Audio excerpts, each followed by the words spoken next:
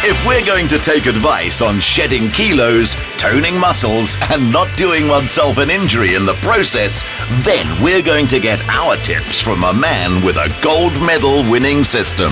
Cameron van der Burgh, how are you, sir? Simba, what are yourself? Good to see you. You know, I saw you last year and you're looking good, but you're looking ridiculously ripped now. Thank you. Dude, what are you doing that I'm not doing? What have you changed? Well, I haven't changed too much. I'm just doing my everyday job, working out and staying in shape. Have you upped the tempo? Yeah, well, each and every year you're trying to get better, so what got you here won't get you there, and each year you got to train better, faster, and smarter. Well, you know what? I want to get faster, better, and stronger like you, so let's go train. Let's go. So what do we got, Jeff?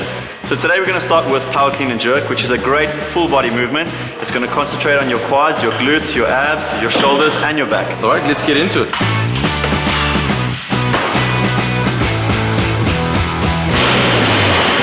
You got it? I hope so.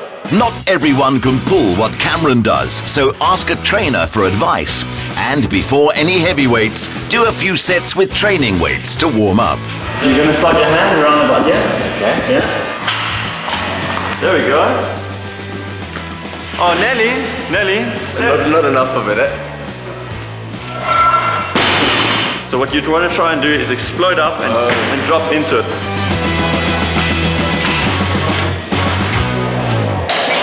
There we go, that's better. Good job. It's best to leave egos aside. Use a weight you can control, or else it's your joints and bones taking the strain. What you want is to stress the muscles, not the joints, and you'll get that right by practicing perfect technique. Higher, come on, Simba, no cheating.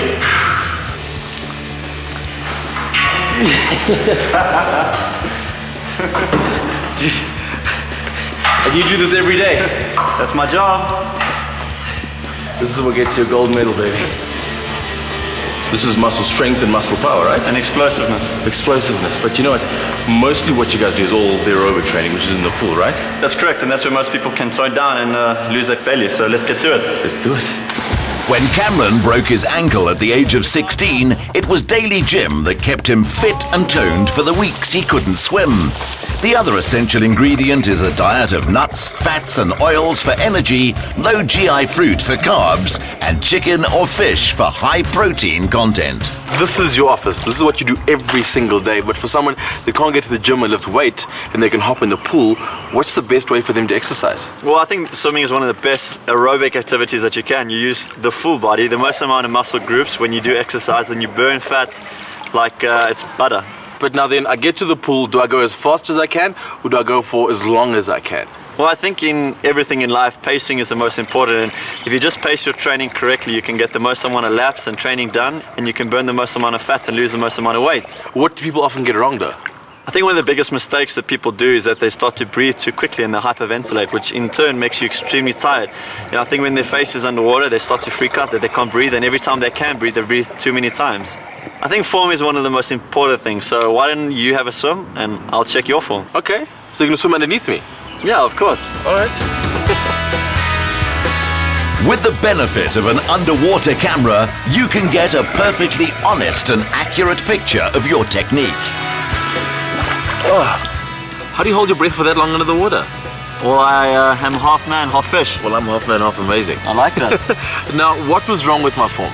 Well, you're not using enough of your legs. You know, you have such big, strong legs, but why don't you use them? Okay, so it's not enough leg power. I'm relying on my arms too much, a little bit. Yes, correct. So when your legs are strong, it's sort of like your engine, it's your motorboat, and when you keep going, keeps your body nice and straight and in a good line. Is that quite a common mistake?